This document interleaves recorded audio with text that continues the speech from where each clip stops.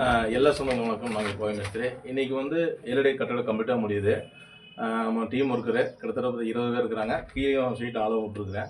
கிட்டத்தட்ட சைட்டு வந்து ஒரு 50 சீட்டு பக்கம் நமக்கு ஒர்க் வந்துருக்கு. ஒவ்வொரு சைட்டை செஞ்சுட்டு இருக்கிறோம். இப்போ 5 சைட்டு நம்ம கம்ப்ளீட் முடிய போகுது. வீடு கட்ட உடனே கண்டிப்பாக ரொம்ப சீப்பாக இஷ்டம் பண்ணிட்டுருக்கேன். நான் வீடியோ பாருங்கள், லாஸ்ட் வரைக்கும் தரமாக இருக்கும். வாங்க வீடியோ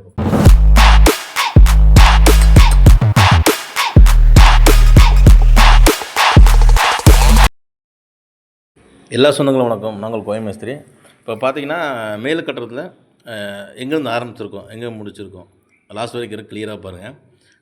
மேலே கட்டடம் போடும்போது கீழே வந்து ஏசி கட்டுறது எப்படின்னா, கீழே வந்து கலவை போட்டுட்டு தான் ஃபஸ்ட்டு வந்து நம்ம லேப்பிங்கே பண்ணணும்.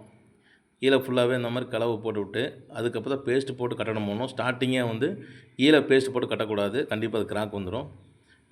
எல்லாத்துக்கும் ஷேர் பண்ணுங்கள், லாஸ்ட் வரைக்கும் வீடியோ பாருங்கள். கண்டிப்பாக நீங்கள் ஃப்யூச்சரில் வீடு கட்டணும், கண்டிப்பாக இந்த மாதிரி விஷயம்லாம் கிளியராக தெரியும். அதான் வீடியோ போட்டிருக்கேன். என்னென்ன ரூம் என்னென்ன கரெக்டாக வந்து நம்ம கரெக்டாக பிரிச்சுக்கணும். அப்போ நிலவு எங்கே, ஜன்னல் எங்கே, அது கரெக்டாக வந்து நம்ம போட்டு கட்டிட்டால் மறுபடியும் அதை உடச்சி டபுள் வராது. அதனால் கரெக்டாக வந்து பிளான் முதல்ல போட்டுக்குங்க. இப்போ பார்த்தீங்கன்னா இந்த கட்டடம் வந்து ஒவ்வொன்றும் ஒவ்வொரு ஸ்டைல் வரும். அதுக்கு தகுந்த மாதிரி அவங்க பிளான் கொடுத்தது தகுந்த மாதிரி நம்ம கட்டி கொடுத்துருக்குறோம். இப்போ பார்த்தீங்கன்னா இந்த கட்டடத்தில் வந்து மணல்லாம் கட்டுறோம், அப்புறம் எம்சான்லாம் கட்டுறோம். ரேட்டு தகுந்த மாதிரி எடுத்துருக்குறோம் வேலை.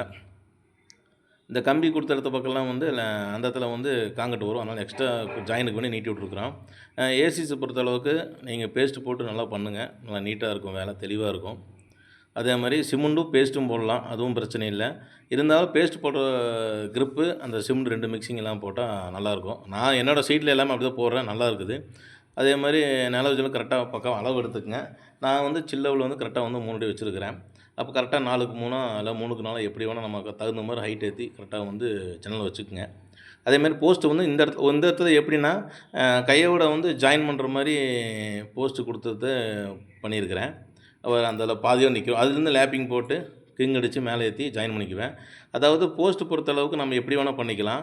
ஒன்று கட்டடத்துலேயே வச்சு ஜாயின் போட்டு சைடு பலகை அடித்து காங்கிரீட் போடலாம். அது இல்லாமல் போஸ்ட்டு காங்கிரீட் போட்டு அப்படியும் கட்டுக்கலாம். எப்படியோட கட்டிக்கலாம். கிராக் வராத அளவுக்கு நம்ம என்ன வேணால் பண்ணிக்கலாம். ஒன்றும் டென்ஷன் இல்லாமல் நீட்டாக வேலை செஞ்சுக்கலாம்.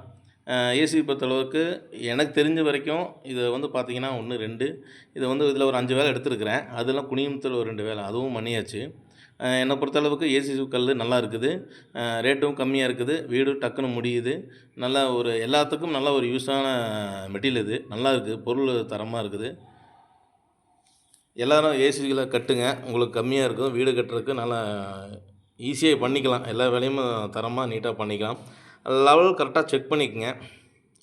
அப்போ கரெக்டாக பார்த்து கல் மேலேங்களும் இல்லாமல் கரெக்டாக நம்ம சென்ட்ரிங் கிடைக்கும்போது ஈஸியாக இருக்கும். இல்லாட்டி கரெக்டாக மூளை மட்டும் இல்லாட்டினா சென்ட்ரிங்காரங்க வந்து கரெக்டாக வந்து இந்த மாதிரி மேசன் செஞ்சு சரியில்லை அப்படி இப்படின்னு அது சங்கடத்தில் ஆகும்.